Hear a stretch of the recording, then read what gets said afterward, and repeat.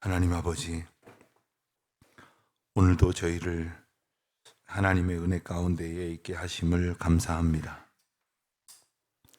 하나님께서 베푸신 은총을 오늘도 소망하며 살아갈 때에 저희의 욕망을 쫓는 것이 아니라 하나님의 구원의 은혜를 소망하며 살아가게 하여 주시옵시고, 저희가 바라는 것을 얻으려고 애쓰는 것이 아니라 하나님께서 기뻐하실 것이 이루어지기를 간절히 소망하는 자들이 되게 하여 주시옵소서.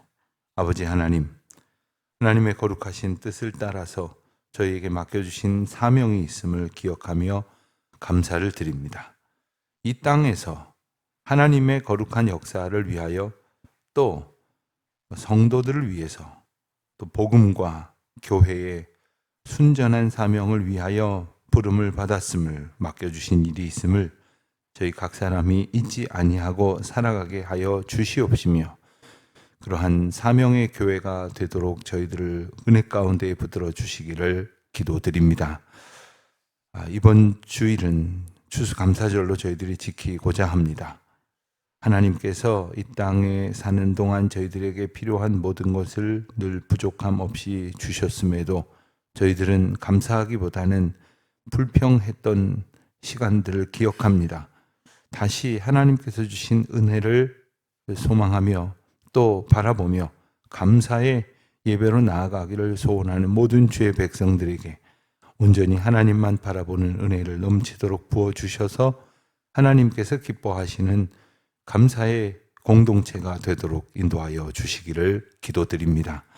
아버지 하나님, 특별히 저희의 삶에 어그러진 일들이 너무 많아 하나님을 바로 바라보지 못하고 또 기뻐하며 감사하지 못하는 모든 성도들의 형편을 우리 주님께서 특별히 긍휼로 인도하여 주시기를 원하오니, 불행한 자들에게 하나님께서 그 불행이라 생각되어지는 모든 상황 속에서도 주님의 간섭하심과 개입하심으로 오히려 선으로 바꾸시고 오히려 복으로 바꾸시며 하나님의 영광이 드러나는 일로 바꾸어 주시기를 기도드립니다.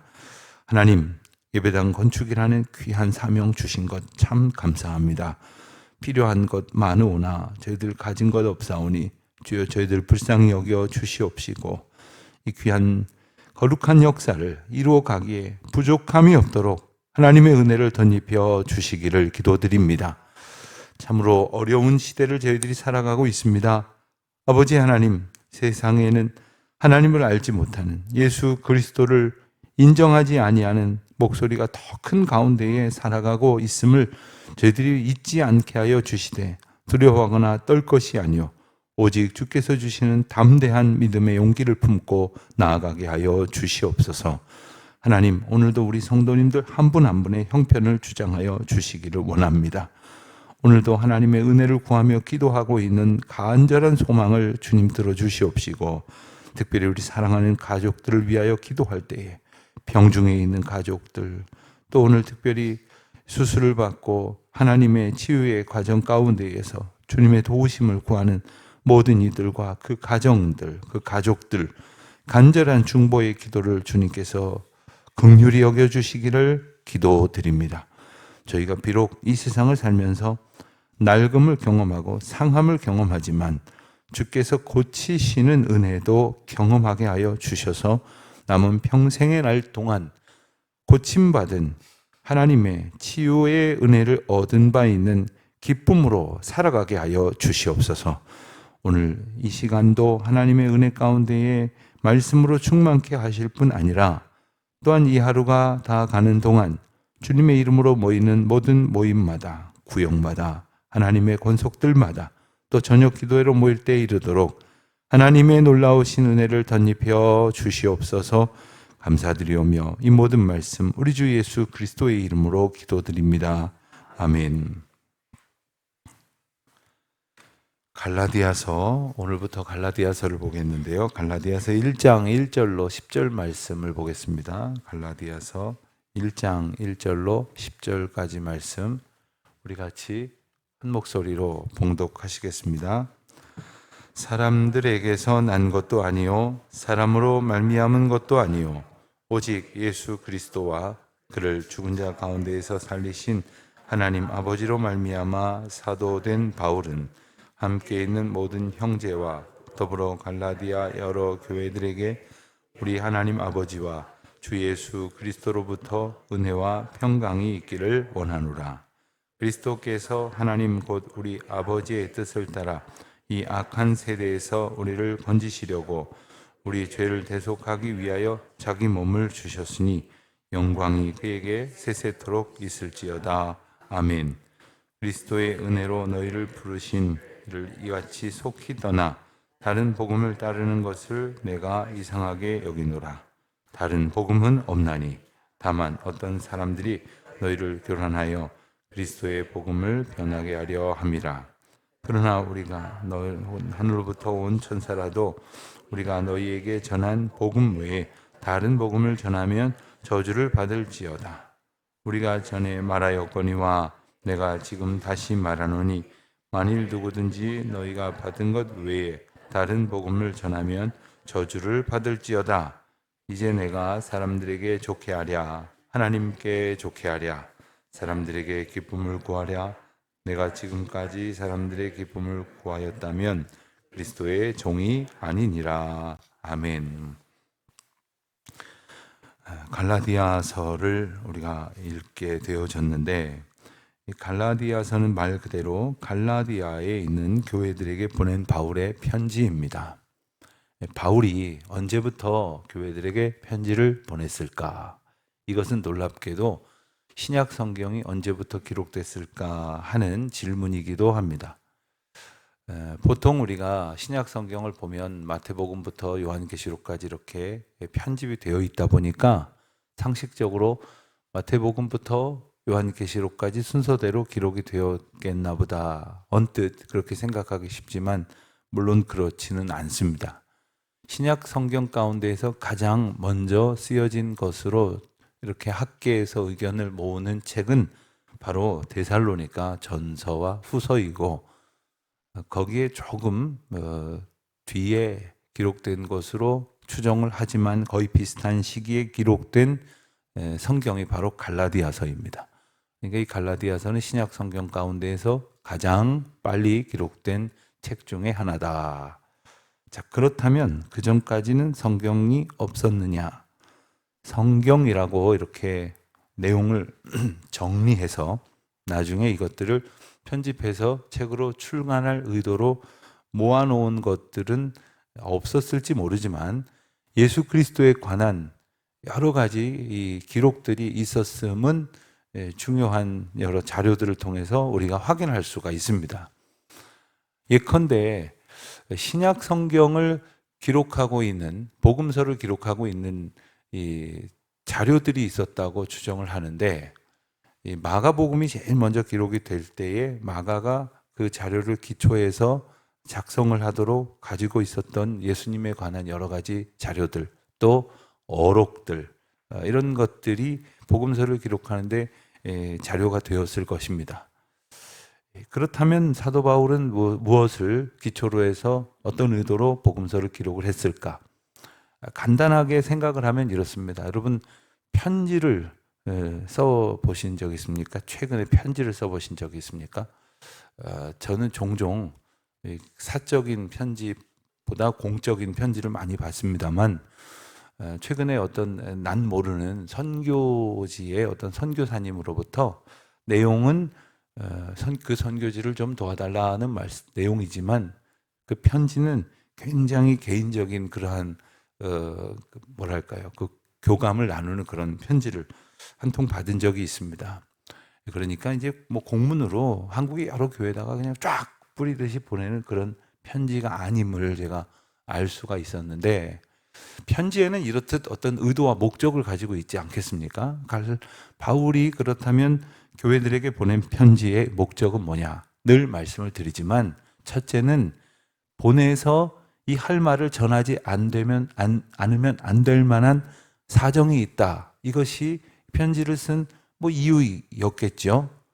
그 이유가 무엇이냐는 것을 아는 것이 바로 바울 서신의 각 각각의 책을 명확하게 이해하는 데 중요한 열쇠가 될 것입니다. 왜 기록을 했을까를 다시 생각을 해보면 그전까지 복음에 대해서 정리된 어떤 문서가 없다 보니까 구전에 의지하게 됐던 거예요. 근데 구전에 의지하니까 전했는데 듣는 사람마다 조금씩 다르게 듣더란 말입니다. 그리고 전한 복음을 다시 또 전하게 될 때에 이것이 와전이 될 수도 있고 왜곡이 될 수도 있다는 것이죠. 그러니 이 복음이 잘 전달되기 위해서 뭔가를 기록해 두어야 되겠다. 여태까지 있었던 모든 장르들을 정리해서 전해야 되겠다고 생각한 의도에서 복음서와 서신서가 쓰여졌는데, 바울은 오늘 말씀에 보면은 매우 중요한 메시지를 담고 있습니다. 한마디로 말하면 이제 6절부터 9절까지 나오는 이야기를 한마디로 말하면 다른 복음은 없다. 이게 메시지입니다. 조금 이제 다시 살펴보겠습니다만은 그렇게 말하고 있는 이유가 뭐겠습니까? 갈라디아 교회에 복음을 잘 전해놨는데 나중에 들어보니까 이상한 소리들이 돌아다니는 겁니다. 복음이라면서 이상한 이야기들, 다른 이야기들이 들려지는 것입니다. 여기에 대해서 바울이 그 논란의 핵심적인 주제들을 다루기 전에 꽝 하고 선언적으로 얘기하는 거죠. 다른 복음은 없다. 다른 복음을 전하면 저주를 받을 것이다. 이 말을 했던 겁니다. 잠시 앞부분의 내용 가운데 몇 가지 중요한 것을 좀 살펴보자면 1절을 보면 바울은 자기 자신을 1절에 조금 긴 내용과 함께 자신을 묘사합니다. 바울을 묘사하는 내용이 이제 바울의 편지가 거듭될수록 이렇게 점차 정리가 되죠. 그러면서 가장 중요하게 남겨지고 반복적으로 등장하는 바울의 자기 정체성이 뭐냐 하면 사도라는 거예요. 사도라는 말은 아포스톨 해서 보냄을 받은 자다라는 뜻입니다. 보냄을 받은 자. 사도라는 말은 보냄을 받았다는 말인데 그 말은 보낸 분이 있다는 이야기 아닙니까? 그러니까 보낸 분이 있고 그리고 보낸 목적이 있고 그리고 보낼 때 의도, 즉 보내어 전하게 하실 메시지가 있다는 내용까지를 이제 포함을 한 거죠. 그러나 사실 엄밀히 말하면 사도 바울에게만이 아닙니다. 하나님께서는 우리 모두를 이 세상 가운데 보내시면서 이 세상에 두신, 그리고 보내시고 우리 세상에 사는 동안 이 세상에서 호흡을 하며 우리가 사는 동안에 감당하도록 맡기신 이유가 있다는 사실을 기억해야 됩니다. 보냄을 받았다는 거예요. 보냄을 받았다. 나는 뭐 쓸모도 없는 것 같고 때로는 하는 일이 잘 안 되고 사람들이 칭찬하지도 않고 그래서 이렇게 저렇게 좌절하기 쉽지만 하나님께서 우리를 분명히 이 땅 가운데 보내셨기 때문에 우리가 호흡을 하고 있는 거예요. 그리고 이제는 수고했다. 이제 그만 내게로 와서 나와 함께 평생 복락을 누리자 하시면 이 땅의 육신을 거두시겠죠. 그때까지는 우리에게 사명이 있음을 우리가 분명히 기억해야 합니다. 2절에 보면 함께 있는 모든 형제와 더불어 갈라디아 여러 교회들에게 보냈다고 했습니다. 그러니까 바울은 그와 함께 있는 형제들과 함께 편지를 보내는데 이 갈라디아가 어디에 있는 곳이냐 하면 지도를 하나 보시겠습니다. 갈라디아는 이제 지금 이 여러분 보시는 장면이 지금의 터키 지방이 됩니다. 예루살렘은 화면 오른쪽 아래에 이제 있게 되고 저 위쪽으로 올라가서 왼쪽으로 가면 지금 이것이 터키 지경이 되는데 이 터키 지경 중에서 한 가운데에 이제 표시되어 있는 빨간색 글씨로 표시되어져 있는 것이 갈라디아로 여기는 하나의 도시를 말하는 것이 아니라 넓은 지역을 말하는 겁니다. 우리가 예를 들어 충주, 청주 뭐 이렇게 있는데 그 지역을 전체로 해서 충청도 이렇게 부르듯이 갈라디아 안에 저기 작은 도시들이 이렇게 쓰여져 있습니다. 다른 그림을 보시면 그 넓게 되어져 있는 지역에 이제 오른쪽에는 갑바도기아가 있고 또 왼쪽에는 이제 아시아라고 이제 아시아가 이제 아주 넓게 통칭이 되지만 그때는 저 지역을 아시아로 불렀고 그 아시아 안에서도 조그만 도시들을 묶어서 소아시아라고 이렇게 불렀지요. 그래서 이 갈라디아에 있는 교회들에게 이 편지를 보낸 겁니다. 갈라디아에 있는 교회들은 바울의 첫 번째 전도 여행 가운데에 첫 번째 전도 여행 여정을 아까 첫 번째 그림에서 이렇게 잠시 보셨는데 저 붉은색으로 표시되어 있는 여정이 첫 번째 여정이었습니다. 첫 번째 여정에서 저 교회들을 짓고 설립하고 그리고 그들에게 복음을 전하고는 그리고 나서 2차, 3차 전도 여행을 다닐 때 그 지역에서 들려오는 소식이 걱정스러워서 이 복음에 관한 바울의 메시지를 전하게 됐던 거죠. 3절을 보면 바울이 아주 일관되게 전하는 메시지가 나옵니다. 우리 하나님 아버지와 예수 그리스도로부터 은혜와 평강이 있기를 원하노라. 이것이 어쩌면 바울의 인사 가운데 핵심적인 표현, 마치 트레이드마크 같이 느껴지지 않습니까? 이 은혜와 평강, 사실 이것은 이스라엘 백성들에게 있어서 오래된 매우 중요한 그러한 단어들이었습니다. 구약 성경 민수기 6장에 보면 대제사장의 축복에 관한 어떤 모범 문안이 이렇게 등장을 합니다. 그래서 그걸 대제사장 축복문이라고 부르기도 하는데 그 내용에 보면 이렇습니다. 제가 24절, 25절, 26절을 읽겠습니다. 여호와는 내게 복을 주시고 너를 지키시기를 원하며 여호와는 그의 얼굴을 내게 비추사 은혜 베푸시기를 원하며 여호와는 그 얼굴을 내게로 향하여 드사 평강 주시기를 원하노라. 이렇게 축복을 합니다. 그러니까 은혜와 평강은 여호와께서 그 얼굴을 우리에게 허락하실 때, 우리를 마주해 주실 때만 얻을 수 있는 것이라는 거예요. 이 세상에서 우리가 많은 것으로 은혜를 누리고 또 평강을 누리기를 원하지만 하나님께서 우리를 바라봐 주시기를 그리고 우리와 언제나 대면하여 우리 인도해 주시기를 소망하는 그러한 바울의 중보적 마음이 담겨져 있는 표현입니다. 그리고는 앞서 말씀드린 것처럼 6절과 9절의 첫 번째 핵심적인 메시지를 전했죠. 다른 복음은 없다. 다른 복음은 없다는 이야기를 하는 것은 갈라디아 교회 안에 다른 복음과 같은 이야기들이 이제 불거졌기 때문이 아니겠습니까? 다른 복음은 어떤 것이었겠습니까? 우선은 예수 그리스도에 대한 곡해였을 것입니다. 그러면서 예수 그리스도가 유일하신 하나님의 아들이요 또 구원자이심을 왜곡하는 것입니다. 여러분, 우리가 흔히 이렇게 왜곡을 시킬 때 쓰는 방법 중에 하나는 유일한 참 그리스도 한 분이신 이 진리를 왜곡시키는 방법에도 동일하게 아마 적용들을 하는 건데, 이건 가짜다 이런 방법이 하나 있고 아니면 이것도 있다라는 방법이 있을 것입니다. 그러니까 하나만이 진리인데 다른 것들도 이렇게 섞어 놓고서는 이것도 같은 진리야. 아니면 아예 그것마저도 치워버리고 없다. 진리는 없다. 구원은 없다. 이렇게 말하는 거죠. 여기에서 파생된 것이 바로 무신론과 범신론입니다. 무신론은 하나님 없다. 무슨 소리 하느냐? 없다. 이러면서 아예 그 진리를 외면하려고 왜곡하려고 하는 방법이라고 한다면 범신론은 구원, 진리 거기에만 있는 거 아니다. 그러면서 제가 어떤 그 명색의 신학자라는 이가 쓴 글을 보면서 참 한심하다 생각이 들었던 것은 관악산을 올라가는 것도 서울대 쪽에서 올라가는 것도 있지만 과천 쪽에서 올라오는 길도 있고 우면산 쪽에서 올라오는 길도 있다. 뭐 이러면서 구원으로 가는 길은 이렇듯 이렇게 저렇게 올라가는 길이 많다. 그렇게 아무 데서나 아무렇게나 올라갈 수 있는 거면 그게 구원이겠습니까?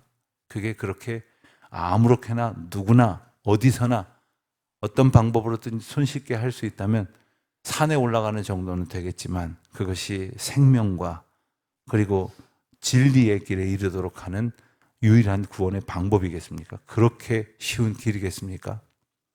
하나님께서는 그렇게 쉬운 길이었다고 하면 그렇게 쉬운 길 때문에 독생자 예수 그리스도를 보내셨다는 말입니까? 우리가 생명을 얻을 수 있는, 구원을 얻을 수 있는 길은 다른 길이 없다고 분명히 말씀하셨죠. 그러니까 다도 이상한 소리들을 많이 하니까 바울 사도를 통해서 분명히 선언해 주셨습니다. 그러나 오늘날에도 참 쓸데없는 소리들을 많이 하죠. 예컨대 하나님의 창조 질서 가운데에 꼭 이래야 하냐? 이건 없냐? 저건 안 되냐? 하기 시작하면서 그 진리의 경계를 허물어뜨리는 인생들이 있는 겁니다. 하나님께서 세상을 창조하시고 남자와 여자로 지으셨습니다.